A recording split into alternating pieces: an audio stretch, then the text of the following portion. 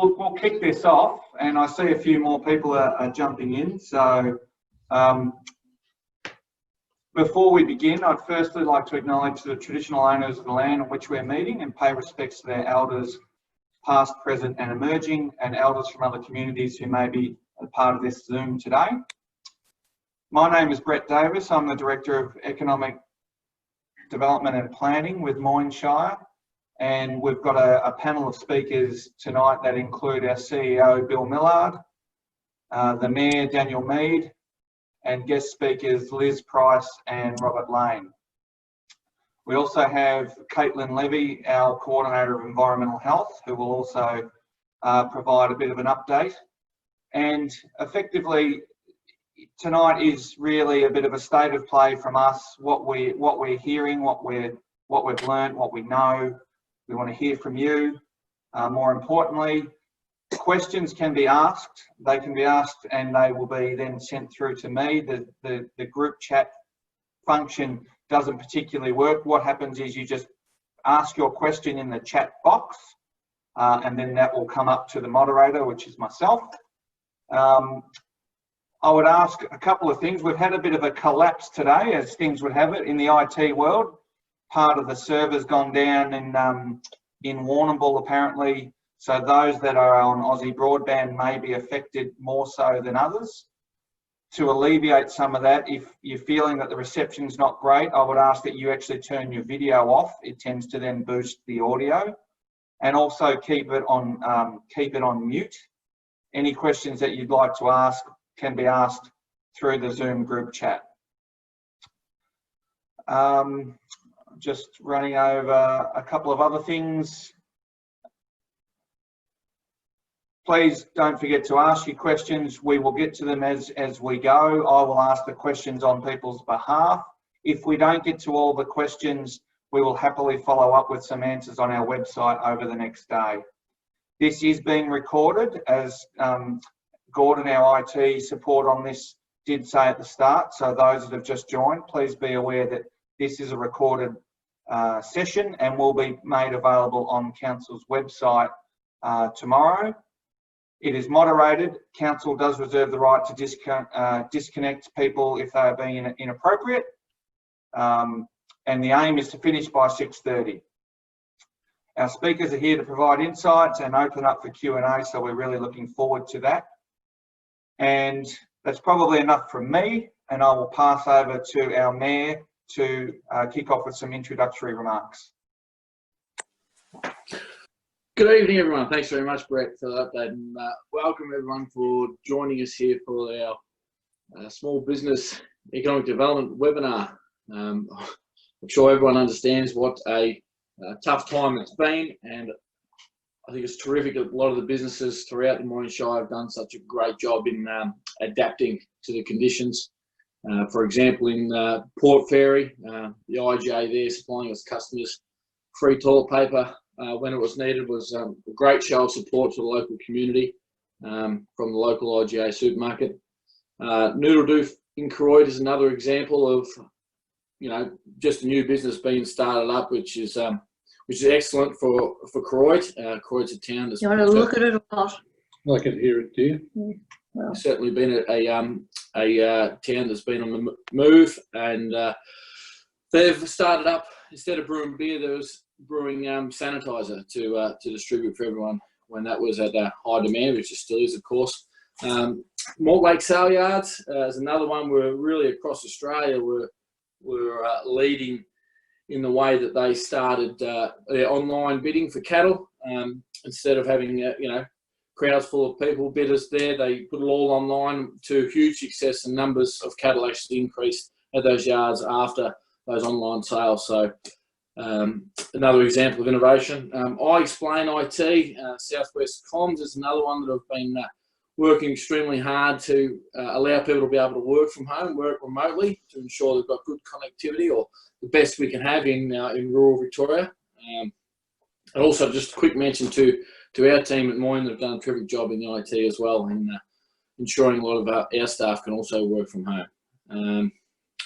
Mortlake Roadhouse is another one that maintaining trade, maintaining facilities opening for for truck drive, etc., when a lot of them were shut across the state.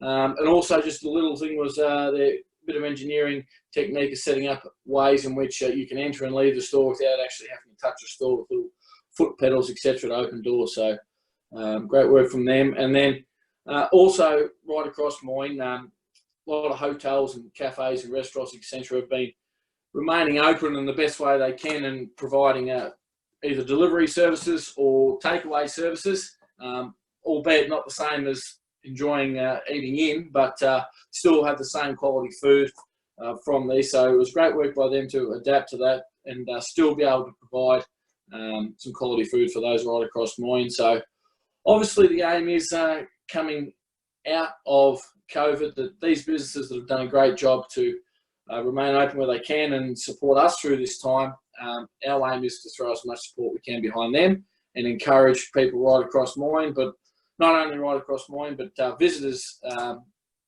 when it's allowed, visitors to Moyne to be able to support these small businesses as well and help them get them back up on their feet. And our economic development team at Moyne have been working as closely as possible with a lot of businesses across the Shire, and I'm sure Robert will explain a bit about that later, about what we've been doing.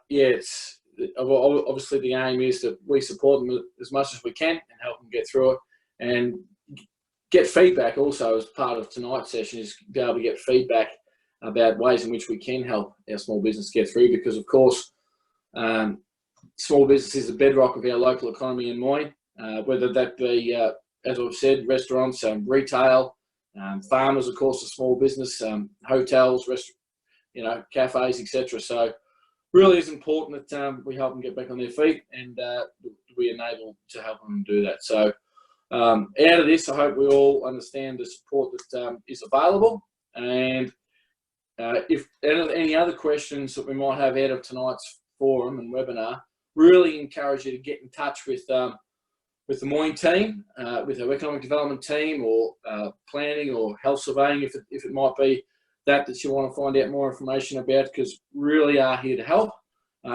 Also, we've got some of our economic development advisory committee members from the community on board tonight, but that committee's been a terrific help for Moyne to be able to get feedback directly and have local business people providing advice and feedback about how we can help. So they're on board tonight. So a bit later on, we'll introduce them, and if you have any questions and you may know those members of the committee, you're welcome to ask them about anything that we might be able to help with, and that'll also feed back to the Shire, and hopefully we'll be able to deliver some of that support as well. And of course, councils as well here to be able to support, and your local council, get in touch with them and ways we can be able to help as well. So that's probably enough brief update from me. I'll hand back to you, Brett, as the moderator, and thank everyone for joining us, and please ask any questions through the chat box, and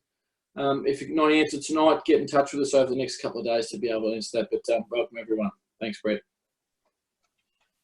Thanks, Ned. I'll now pass over to Bill Millard, our CEO.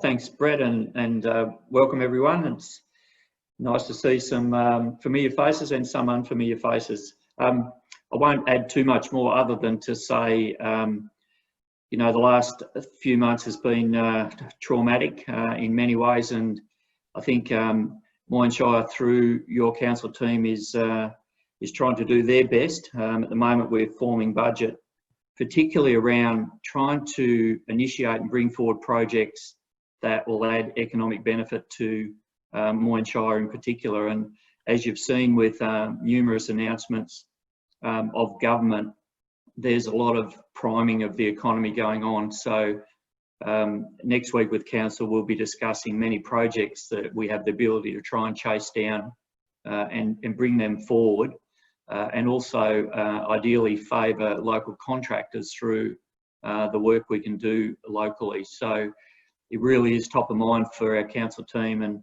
I just echo Daniel's thoughts around the availability of our economic development team and health staff and planning team and so on, if you do have questions that you need followed up. So welcome everyone, and I'll hand back to Brett, the moderator. Thanks for that, Bill. And we've got some of our economic development team with us in this Zoom tonight too. We've got Michelle Granger, Vicky and Jennifer Thomas there also, I see. So a number of ears ready and eager, willing to help. Now we'll kick off. The way we go from here is we're going to hear from Rob Lane on business adaptation service that we're running, Liz Price from Great Ocean Road Regional Tourism, and then we'll hear from Caitlin Levey, our Coordinator of Environmental Health, and then there'll be a general question time. If you've got questions in the meantime, fire them through. Bear with us, this is a new format for us. We're really keen and excited to try and get this engagement out there in this format. But understand that it's a bit of a learning curve for us too, so we appreciate your support on that. I'll turn now to Rob Lane. Rob's a partner with SED Advisory. He's well known in Southwest Victoria and it has specific expertise in financial and economic modelling, strategic planning and strategy development, particularly across food and agribusiness sectors in this area. He was also previously a director of Warrnambool Cheese and Butter, and unfortunately he barracks for Carlton, but we won't hold that too much against him. I'll now pass on to Rob to, I'm getting thumbs up there from some people, that's but if I'm on a serious note, I'll pass on to Rob to tell us about what he's been hearing from our business adaptation service. Thanks, Brett. I'm pleased there's no secrets. Everybody knows all my faults before we start. Thank you very much for the opportunity here to the Moyne Shire. We're really pleased as SED to be part of supporting this this initiative from the Moyne Shire to get out and provide business support. We think it's a terrific initiative. It's also Moyne Shire, as Brett alluded to, it's in SED's patch. And so it's important to me personally and to the people that work here that our community stays strong. It's a great place to live and work, and we want to keep it that way and hopefully thrive. So we've been thrilled to be part of this.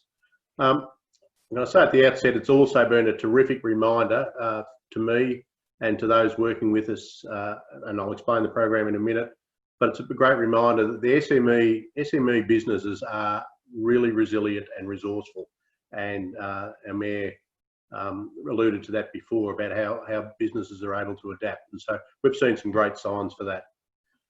I won't go through the whole program. I'd just like to give you a quick overview of what we've been doing, what are some of the key messages and some things that can leave you with, and then happy to take questions later through the moderator. Essentially what we've been asked to do is to provide, and we have been doing, is working with every hotel which has been across the Shire, which has been a terrific opportunity, several food and accommodation providers, retail, health, some SMEs in those sectors. So those sectors that have been predominantly hardest hit. And we've done that across the breadth of the Shire, from Peterborough to Panmure, Mortlake, Koroit, Macarthur, Hawkesdale, Woolsthorpe, Yambuck, Port Fairy, Killarney, even my own stomping ground, Tower Hill. So it's been a really good cross section of the whole Shire. How do we go about sort of setting this up? We've really looked at this in two phases, and I think they're important messages for people. The first one is, you know, the businesses need, through no fault of their own, many have had to close. So the first step is to be able to survive and have the capacity to be able to reopen when they can. So that's been that was the first part of the process, which was to really help look at protecting those, protecting a financial position, cash flow, make sure all the entitlements are there, staff, to keep contact with staff so that perhaps can re-engage when necessary, manage supply arrangements. Also importantly, and we found this was a big one, is to be able to focus on your own thinking through an environment. It's really easy to get rattled through this environment. So we put something together on that, and there is, I'm thrilled through the Echo Dev unit, if anyone's interested, we've actually put up a video on how to go through that process. I'm sure the Shire is happy to share that with anyone who would like that link sent out if you haven't already had that. So that was really the first get in, check the welfare of both the business and the people in the business to be able to continue, which has been done. We also undertook a pretty significant survey, and I'll just touch on a couple of things with that. About 80 to 90 businesses across the Moyne Shire and about 580 across the region, just so that we got a sense of where everybody or business, what they were thinking and what impact this was having, so that we could direct our efforts and resources. There's no surprises in some of it. What the major sectors have been impacted: tourism, hospitality, retail. But it was pretty scary at the outset, I'd have to say. Some of the results of up to 40% of businesses thinking they would have to close, which is a fairly big impact, and fairly high employment numbers. I won't go through all of that, but really the focus at that point, every business was battening down the hatches. How do we manage the contraction through this period? We have then done a follow-up survey.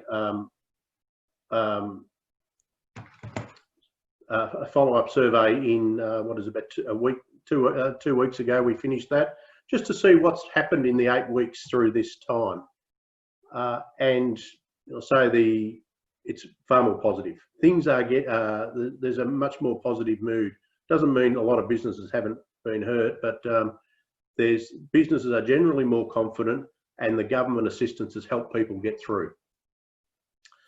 I think the thing that I would just like to highlight, because we're moving from this how do we manage through to how do we rebuild, changes the mindset. And one of the real little nuggets to me is coming through. We've assessed what attitudes are to how do we come out of this, and innovation has really picked up. Most businesses are thinking, how do I do it differently? And I think that's been a really positive little nugget, and we're seeing that firsthand. So the picture now, what does it look like for the businesses as we've moved through this? How do we survive to how do we re-engage, reopen? We've focused on probably 3 things. Every business needs to do, I think, 3 major things. One is I need to be able to demonstrate the right to be able to open, and that is I should be able to comply and make sure I comply with the guidelines that are in place. So that's the first part, and I think Caitlin's coming on later, may talk about some of that. The second thing, so once it's have I got the right to open, the second, have I got the ability to reopen? So we've concentrated a lot on how do we have staff trained and prepared?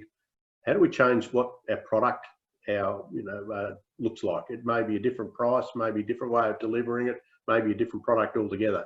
So that's the first, that's the second part, the right, and then the ability to open. And the third one is one thing to have both of those things in place. I need to be relevant now to a market and customers that may have changed. So we're working through some of those things. The mindset of our customers might have changed. We're seeing snippets, and this isn't just in this region, it's across the board. People are valuing things differently that perhaps they've once taken for granted. So we need to think differently about who our customers are. Tourism, and Liz is a far more knowledge on this than I have, and will be speaking after, but we're seeing potentially the opportunity for people to redivert their spend from other sources that are now closed, whether that be international travel, cruises and so on. So looking at ways, how do we package some things locally to really make, leverage, I suppose, some of the benefits we've got in our region. Rob, I've just had a question pop up, if you're okay to take Yep, that. sure. Does the survey show differences in performance or challenges across the state? It does. The major difference, and the major difference is how well the size of our agriculture, aquaculture sector in this region relative to others has a significant difference. On one hand, and the counter to that is we've got a really high exposure to tourism in this region as well. So they're the 2 biggest things. So regions with high tourism dependency are most impacted. Regions with relatively high agriculture are least impacted, and we're sitting with that in the middle. So we've got some upside and downside as part of that. Thank you. I think there was also a message there, and my apologies, I think I used an acronym before, SMEs, small to medium businesses. So we're talking about small businesses is essentially who we've been working with. I think the first thing, the ability to reopen, and I said being relevant to the market, which I was talking about. I think sometimes the market need to adapt, and I'd encourage businesses to think about, think through what are you selling. And I often say to businesses, there's only two things we really sell in when we're in a market with customers. We're either selling a solution to a problem, or we're selling an experience. And I think certainly in food and hospitality, things will change. We've got limited numbers, we've got social distancing, and it needs to be now a focus on what is the experience people expect, as opposed to I'm ordering food. It's a big difference because I'm hungry. So that's something that is coming through, and we're seeing some of the adapting of people has been terrific there. Finally, just a couple of takeouts. We're seeing some great initiatives. Businesses, they're putting in place, really beefing up online presence, which is working, trying to beef up their customer traffic, and we're seeing a lot of sharing and supporting of other businesses who are in the program, cross-sharing each other and supporting each other. It's about getting more people to the region, not just competing with each other. And looking even at potentially working together jointly to attract people. Sharing delivery costs, for online deliveries has been something that's been pretty positive. Registering with peak bodies, and Liz will come on and speak about this shortly. There's great offers out there. Get engaged and utilise them wherever possible. And even some businesses who have been thinking about selling, rather than and it's not because of COVID, but rather than going into the bunkers, thinking about perhaps it's a time, there's new buyers, and markets change. So think about the positives that come out of it, not just what we've lost, because there'll be gains out of this, and it's coming out. Because we have regional positives. The agricultural base, we've got, from a food perspective, and once again, Liz will know better than I, but we've got a region that we've got some assets where we don't have big crowds, we're safe, we're clean, we're accessible. Got a friendly country hospitality. We need to really promote our own the assets that people will be starting to look for, and they already are. And we're just aware that there will be a big impact on construction industry as we go forward.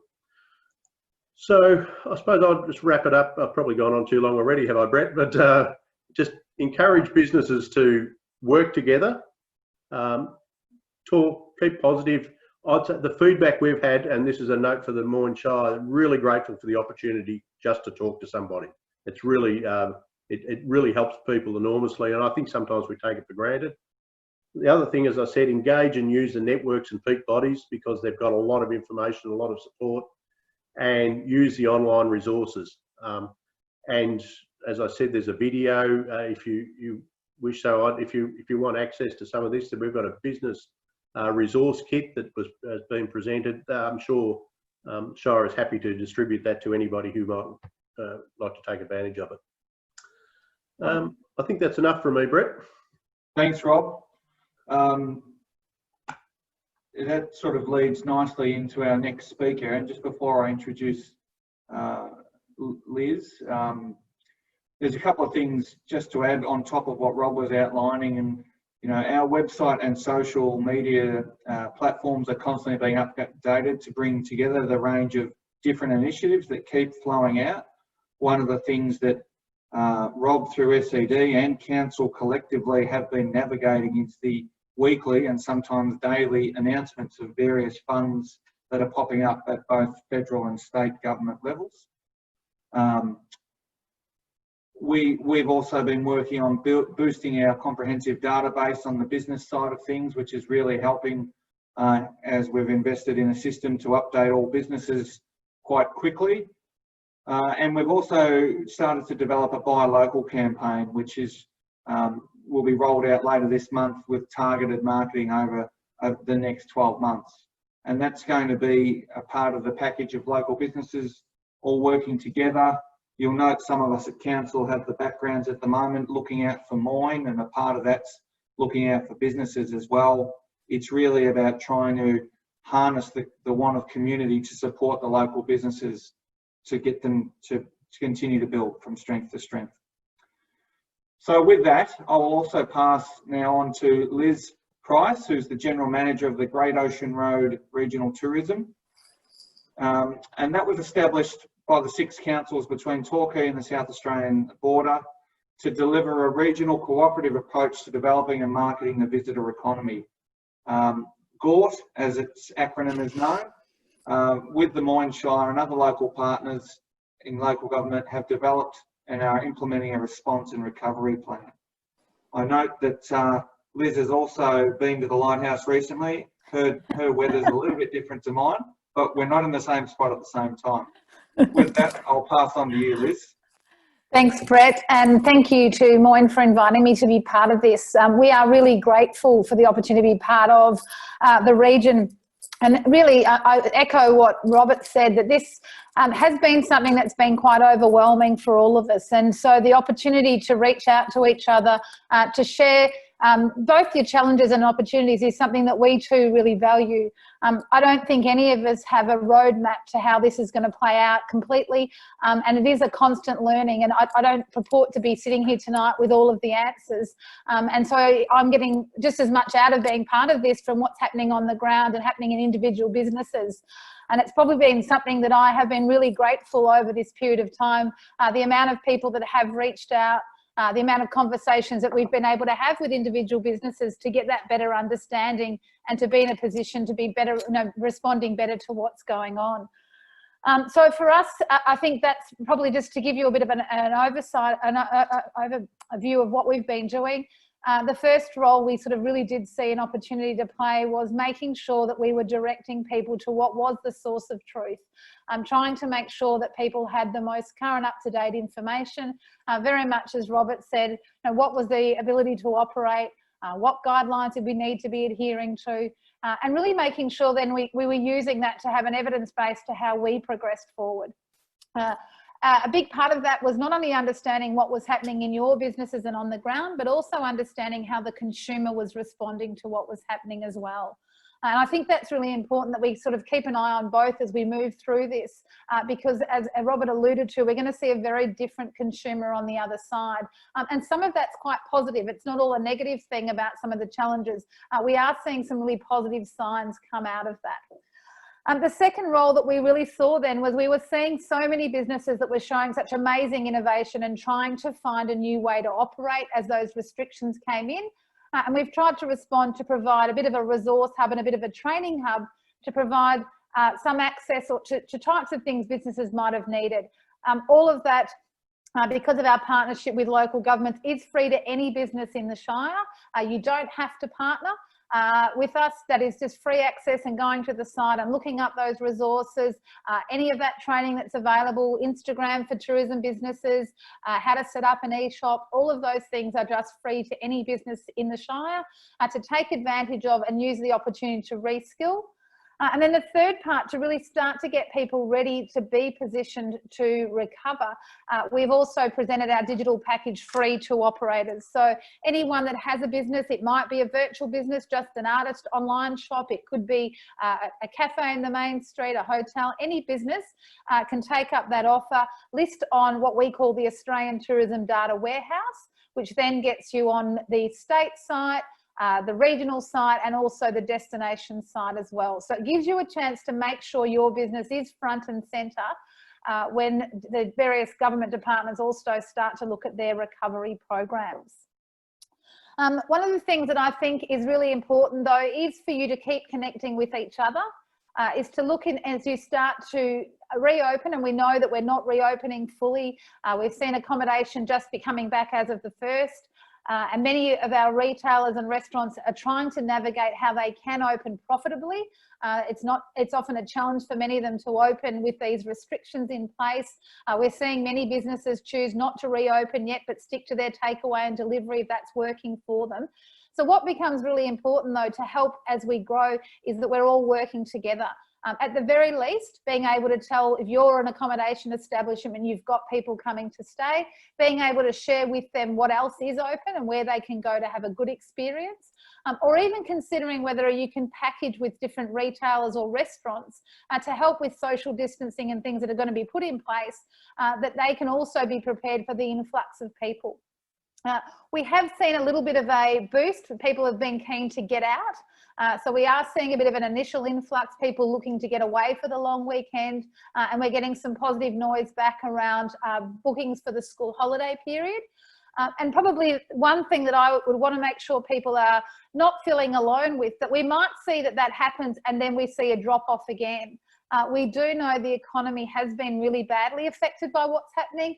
A lot of people have had to use annual leave to get through this period of time.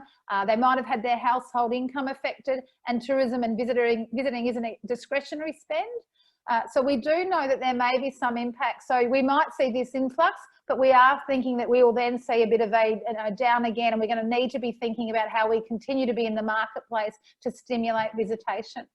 We know our international markets will not open for some time. It could be 12 months to 3 years before we see some markets returning. And as much as we're starting to see some of our interstate destinations open, there's also going to be a lot more competition. So we've got to be thinking how we are quite targeted in who we chase from a consumer point of view, where we can get the greatest return. So we are doing a lot of research looking at where the parts of Melbourne and regional Victoria are that do travel, and how we can tap into those. Liz, just a question that's come through. What's your take on when borders within Australia will actually open? We do think that that's going to be an opportunity. So we haven't really pitched very strongly at interstate markets for a long time as regional Victoria. So we do target them through digital, but we haven't had a dedicated campaign encouraging the interstate markets to come to regional Victoria for probably 20 years. So that's actually something that we are really lobbying hard at a state level, that we think now is an opportunity. And we think it's critical because the interstate markets are going to be chasing Melbourne and regional Victoria because of its population base. So we also think it's really important that we have a stronger presence interstate. It's only about 12% of our visitation now. So we do see that as an opportunity. And also we know that 7.2 million trips last year were had by Australians overseas. So we're hoping some of that market will now be thinking, because they can't travel overseas, that they might reconsider an Australian holiday. And you mentioned earlier a question about, has been raised about with the offer with the membership. What's your take up been to date with that revised membership? I'm happy to report we've had about 212 new people come through that program, and probably 80% of those people have never been part of our program before, which is really exciting. The other great part about that is it really starts to show the breadth of product that we have across the region. I was being targeted by the Geelong Addy today saying, are you concerned that the 12 Apostles isn't open for the long weekend? And the answer to me is no. We've got so much more to sell in our region than the 12 Apostles. What's one site not being opened? You know, we've got Tower Hill, we've got Budge Bim, we've got Bay of Islands, Bay of Mud. There's plenty of other places that you would say are equally, if not more spectacular. And this is a real opportunity for us to really hone in on selling the breadth of what we have to offer. And I think that's probably the opportunity, and in some of the conversations I've been having with accommodation, it's the opportunity in the domestic market to get people to stay longer and actually spend more time. Again, some of the research is showing the opportunity people have had to connect in their household, but also miss their friends and relatives. We see a real opportunity that people want to reconnect as greater family groups and friend groups. So we see those as people that potentially can come more often, but also have the capacity to stay longer in our region. And that's really what we've got to be targeting. We saw as the restrictions started to ease on travel before overnight that there were some destinations that were getting a lot of day trip visitors.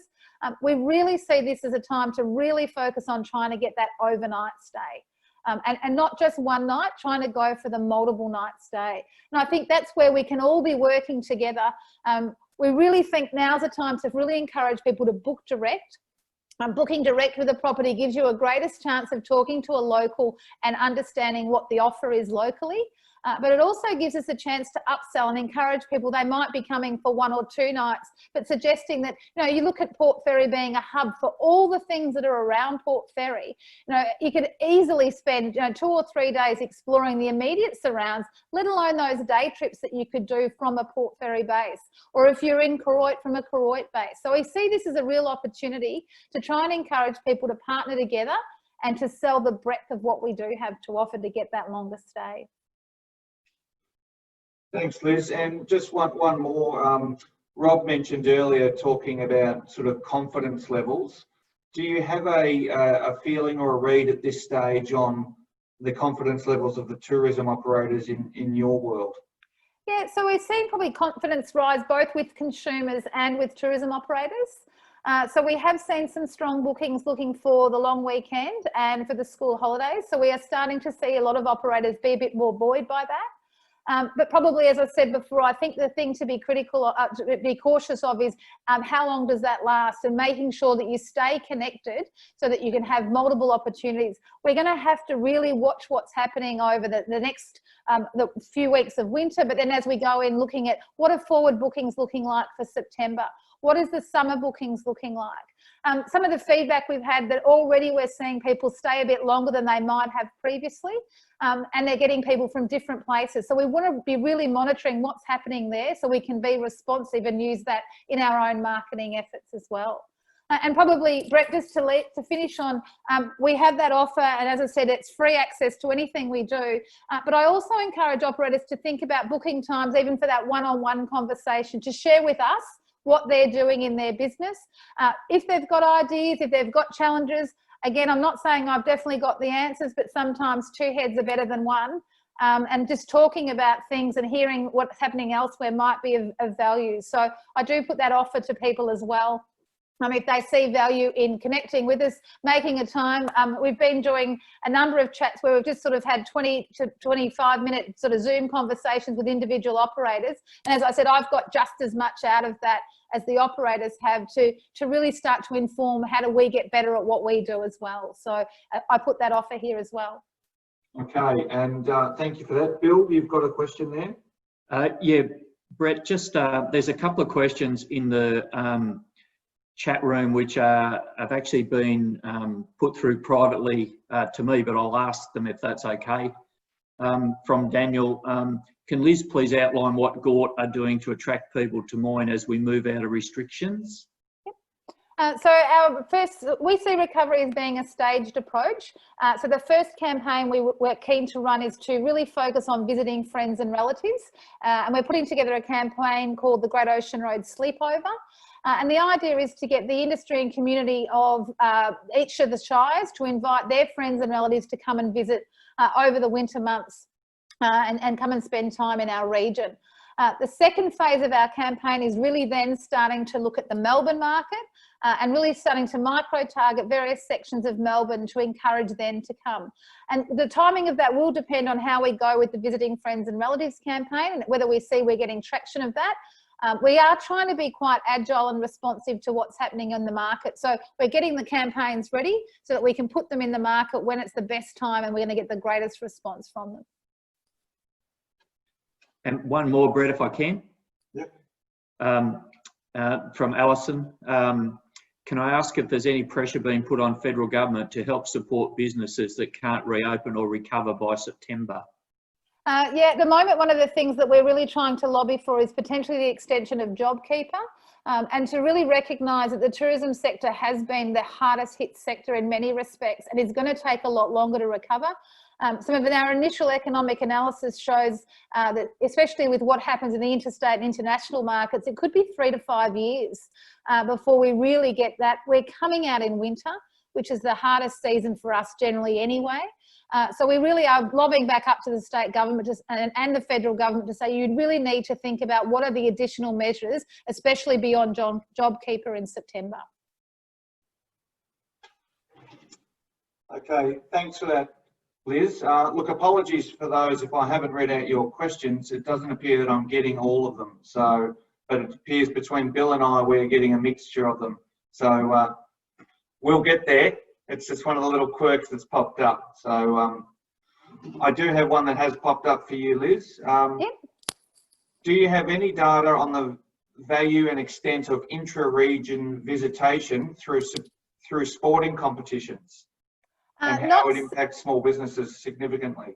Not specifically for sporting competitions, but for events as a whole, that is probably one of the biggest challenges, that we don't know when events will be able to come back, and events are probably the thing that really does sustain us through the slower months. And so we really do rely heavily on those. We are starting to look at a bit of a strategy of creating some smaller events out, in partnership with places like Port Fairy, Port Campbell, to create smaller event type things to use as a bit of an attractor, new product to get people in town. So a bit like winter weekends, looking at those types of programs to see whether we can support putting some new things like that in place to try and attract. We do know that we don't necessarily do as well with intra-regional travel, other than Corangamite. Corangamite is very good for travelling around the rest of the Great Ocean Road. But a lot of the other local government areas don't necessarily travel heavily in our region. So we do see there's a real opportunity around that as well, getting people in other regional Victorian areas, getting a Warrnambool to travel to Torquay, Lorna, Apollo Bay to travel to the west. So we see some opportunity around really ramping up their knowledge of what else there is in the region might generate some travel. Terrific. Thanks, Liz. If I could ask, if people have got other questions, if they could actually pick me on their question and then it'll come through to me. There's a little bit of a misread there. There is another question there, but we'll bank that for after Caitlin's spoken. I'd like to now introduce Caitlin Levey, and she is our Coordinator of Environmental Health. Caitlin joined Moyne recently from the ACT, probably thinking that this was going to be quite a smooth sail into Moyne, but then the world changed. So Caitlin's very much at the forefront in our environmental health side of things, and she's going to provide a brief update from Council's perspective there. Thanks, Caitlin. Thanks, Brett. Yeah, the last couple of months have been character building, but I love a challenge. So yeah, we'll see how it goes. So my name's Caitlin, work in environmental health, and for those of you who may not know, environmental health within council is to monitor and regulate different kinds of businesses in the regions. So it includes food, accommodation, beauty, aquatic facilities. Yeah, there's a whole spectrum of businesses.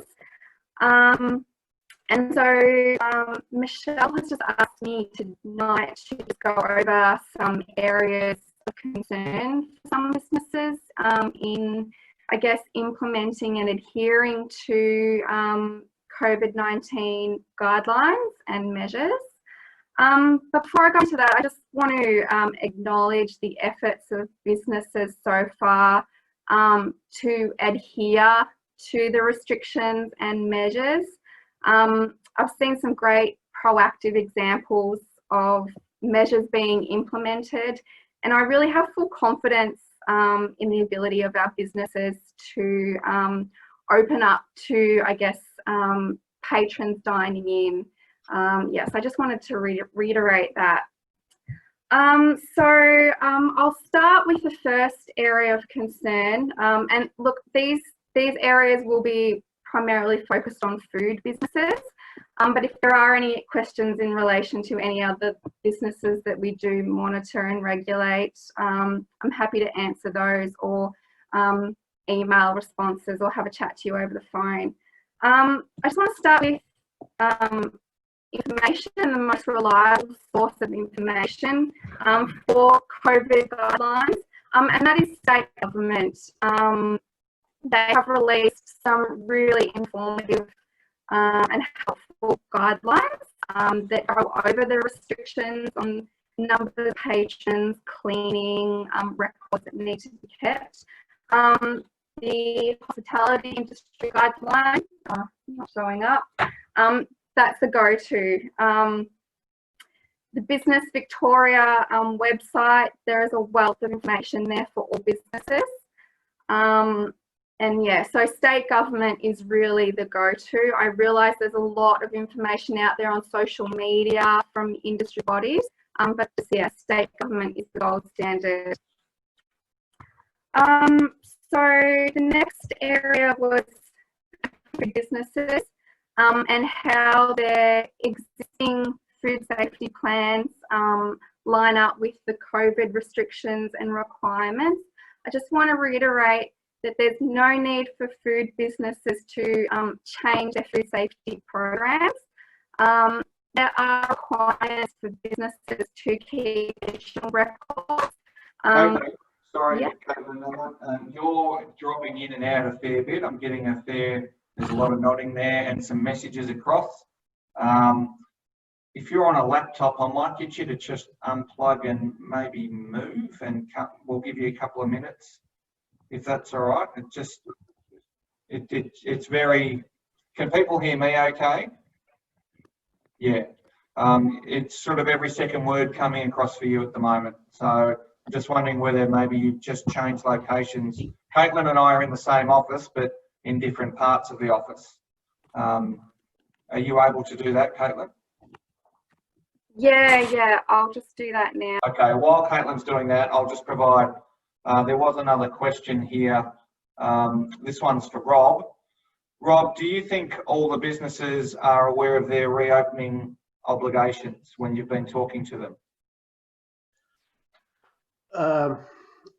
Look, it's fair to say there's a sense of overwhelm from some, but there's a determination to be compliant, if that's a way to put it. So, and I'd probably support just Caitlin notifying or letting us know those guidelines. So that was what she was trying to hold up. But yep, thank you. they are really quite good, and I think certainly there is a desire, I suppose. If people are trying to do the right thing, they'll be supported, not punished for trying to do that. But I think there is, and this is what we're spending a lot of time on, is just getting out and talking to people to make sure that they feel reassured, and feel reassured is pretty important. And I'd encourage any businesses that also have been through the process to be able to help other businesses as well, because it's in all our interest to have as many businesses open and compliant as possible. So Brett, there is a few anomalies. So we are fielding a few queries from operators, and we're pushing them back up through the chain to DHHS.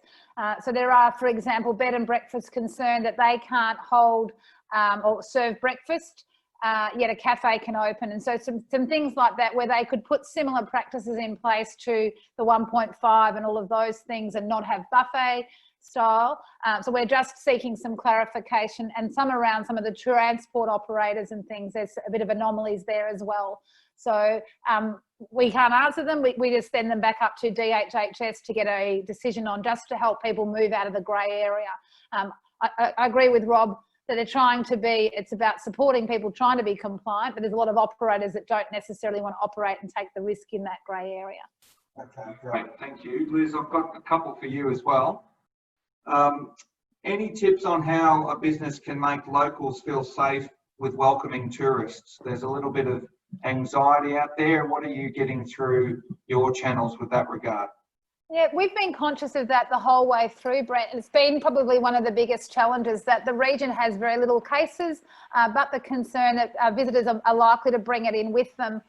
So I think there's as many of us that can follow the social distancing and the guidelines that are being put in place to give people that confidence. That's part of the reason that we think have used the first campaign about visiting friends and relatives, because people will be more comfortable with people that they do know. So that is, again, why we focused on that strategy. But I do think it's around and why it's best to make use of those resources. Rob held up that kit. On that site, there's lots of posters to talk about how many people can be in shops. I think, and that's why I talk about accommodation operators looking to partner with food outlets is a good idea, where we can minimise people going out and looking for those experiences, that they might be able to have those in the accommodation and delivered to them, rather than necessarily going out to some of the cafes and restaurants. So I think the more we can be seen to doing those things collectively, But I do think we need to be really conscious of our social license to invite people into our communities and put that stress on our health system if a breakout does occur. So, yeah, we're really conscious of that as well. Okay, thank you. And Caitlin, you've re-emerged. Let's see how we go this time. Yeah, I might turn my video off just so. That's much clearer now. Much clearer. Oh, much clearer. Okay, fantastic. So look, I've been listening, and I just want to reiterate that as council, we're not authorised under the Restricted Activities Declaration. So our role is supporting businesses and providing guidance. Yeah, we're not issuing fines for not adhering to the restrictions. So I just wanted to reiterate that as well. Just on that, to clarify, Caitlin, in effect, if there's 25 people in a premises that's got a sign that says 18, it is actually a matter for the police, not the council, to intervene. Is that what you're saying? Correct. Yeah. We can provide guidance, but yeah, we won't issue. We're not authorised to issue fines. Yeah. So just going back to food safety programs for businesses, food businesses, there's no need to update those. As part of the hospitality guidelines and requirements, though, you are required to keep certain records, and that includes contact details of patrons and their first name, and they also suggest keeping records of staff on shifts and staff completing the little health check before they come into work. Yeah, and it's also a good idea for businesses to have a plan in case a staff member tests positive to coronavirus or a patron tests positive to coronavirus. But in that case, DHHS would provide guidance on what the business would need to do. So the businesses wouldn't be alone if that were to happen. The next area of, I guess, concern was managing the 20 patron limit in enclosed dining spaces, and dealing with people coming in for takeaway or ordering takeaway orders. So the patron limit only includes seated customers dining in having a meal. It does not include customers waiting to pick up takeaway coffees or ordering takeaway food. However, the businesses will still have to minimise opportunities for those waiting and those seated mixing, so that you still have to implement social distancing measures. So it could be crosses on the floor where people have to wait. It could be closing off lobby areas, or asking people to wait outside once they've placed their order. And again, further information and FAQs are within the guidelines for hospitality. So one of the other requirements I've already mentioned was taking patrons' first name and contact details. That is a requirement for businesses who are offering in-house seating and dining. So this is for the purpose of contact tracing if a staff member or patron were to test positive for COVID-19. So it's in the best interests of the community. If a customer were to refuse giving those details, the businesses need to explain the importance of collecting that information and why they do it, and that it's stored, only kept for 28 days, and it's only used for the purpose of contact tracing in the event of an outbreak. If a customer were to refuse, the business could, I guess, refuse entry. They do have the rights to refuse entry, and that's also if a customer were to breach any of the directions issued by the Chief Health Officer or weren't cooperating with the business at all. So I think that's important. And again, in the FAQs in the hospitality guideline, it goes over that in detail as well. So Caitlin, a question's popped up. In the short term, would it help in the Port Fairy case to place more seating in the village green at Port Fairy and other towns if they had similar setups?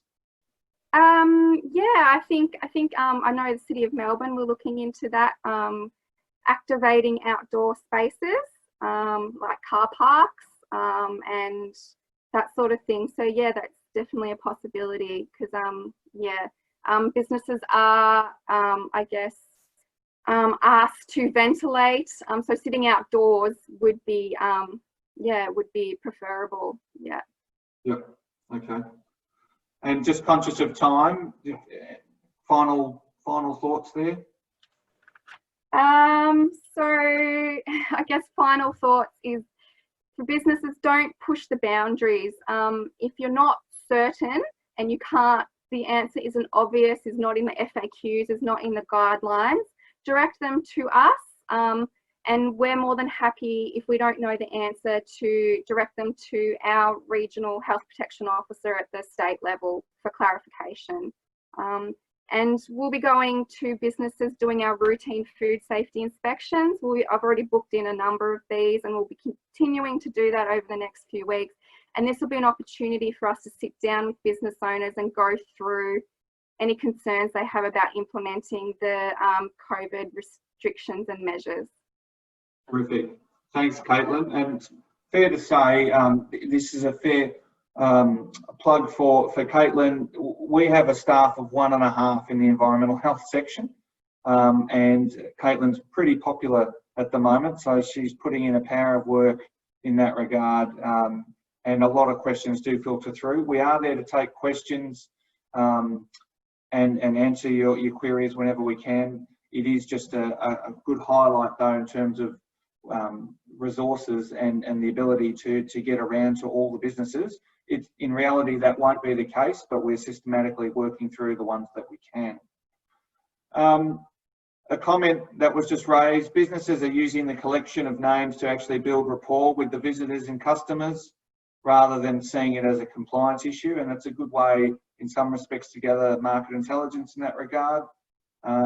It's just a new world. It's a different way of doing it. I'm not used to walking into a cafe and ordering a coffee and being asked to give my details, but that's just the way it is at the moment. And people have got to understand that. And generally, our businesses in this town are very resilient and across the Shire, and we do have that openness about it. So it's working quite well, but it is a challenge, nonetheless, for businesses to do that. Right, that's it from our speakers. There's a couple of things, if there's any further questions, please fire them through there. One other thing I'd like to let this group know is that Mortlake and Port Fairy customer service centres I'm pleased to say, they'll be reopening on the 9th of June, and they'll be open throughout the day. And in addition, we'll be reopening the Visitor Information Centre in Port Fairy this weekend in a pop-up format with the view to slowly reintegrating and getting that back to the full-time operation that it was. It's been an interesting situation in that when the COVID tap was turned off, it's not that easy just to turn everything back on because of the different restrictions. It's almost like we're going to a different tap. So we have to, as we reintegrate, make sure that we're ticking all the relevant boxes, similar to perhaps the way the state government is rolling out its staged approach to operations. Camping this weekend is sort of camping. Soon we'll hopefully integrate back to everyone coming back into a caravan park environment and the like. That's probably all from me. I haven't got any more questions there, unless, Bill, you've received some.